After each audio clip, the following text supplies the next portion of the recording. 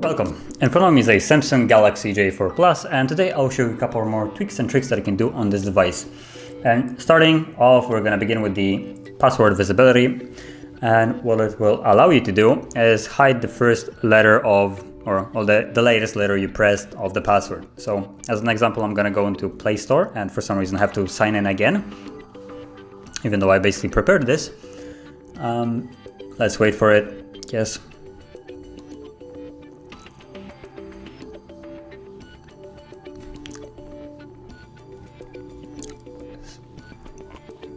So once you have the area with the password and you start typing in, it always shows the first or the latest letter you have pressed, as you can see.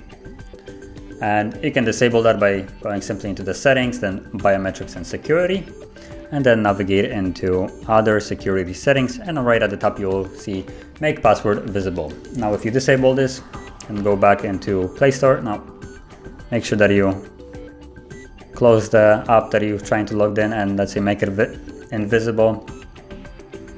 It only starts working once the app is basically rebooted.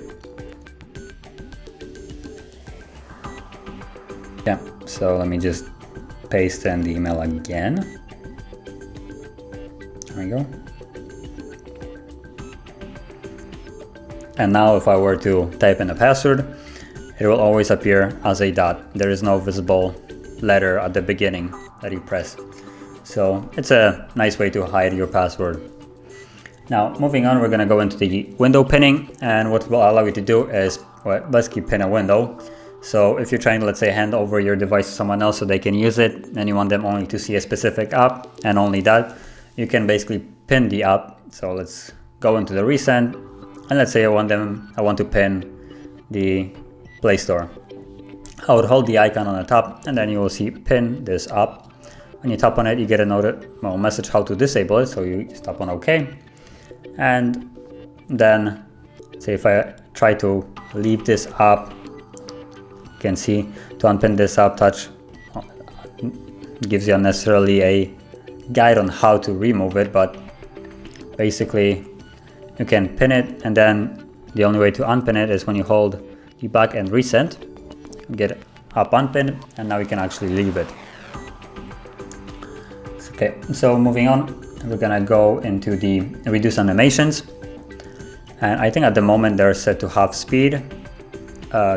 So let's go into the settings, and from settings it's going to be located under advanced features, so right here, and we have it right here, reduce animation.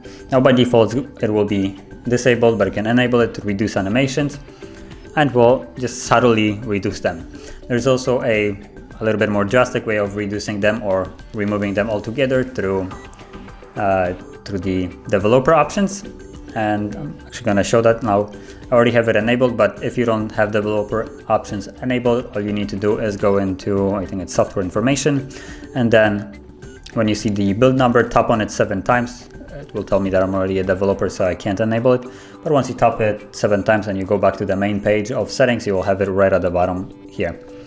And from the developer options, you can scroll down to right here, and you will have these 3 options, which as you can see, they're set to 0.5. So window animation scale, transition animation scale, and animation duration scale. Now each one of them corresponds to a kind of a different area of animations, and they're all set to half. You can also set it to 10 times. Now window animation scale is basically this window that pops up. Now if I would tap on it, you can see it being significantly longer, or you can set it to off, and now it will be instant. There won't be any animation, as you can see.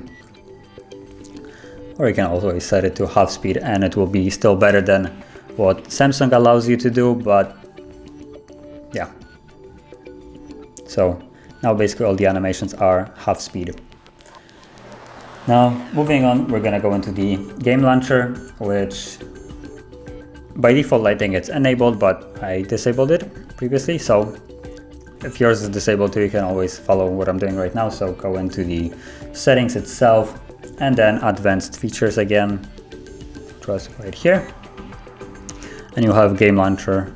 You can just enable it, and then you will find it right here. Now, once you launch it for the first time, it will give you a little notification like this, so we can hide games. And if you tap on hide games, it will take all the games that you would have installed. Now, I don't have any, so it doesn't really hide anything.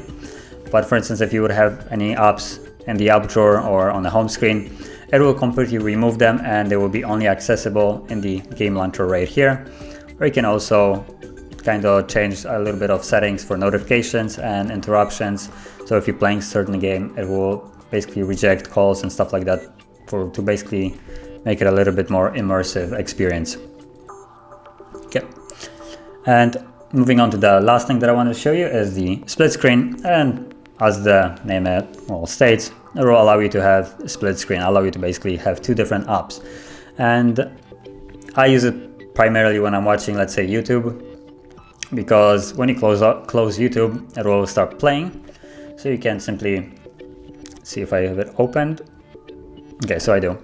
So if you can open both of the apps that you want to run, and then all you need to do is just tap on the icon itself of the app that you want to split screen, and it will be the top app, the first one that you open. So you just tap here, open in split screen view, and you will see it go up, and then you select another app that you want to open. So for instance, browser. And as you can see now, you can basically watch some kind of video on here while scrolling through browser, and whatever you're watching will still be open. You can also shrink it a little bit, and yeah, so it's a neat option. And when you close it, it will keep the app kind of like up there and close only the bottom one. And if you want to get rid of it, you can always tap on the X, like by just like this, or if you want to make the app, it's going back to the view. So if you want to basically open the app fully and you have two different apps open, so let's say I add this, all you need to do is just basically pull it all the way down, whichever app you want to have as a full screen.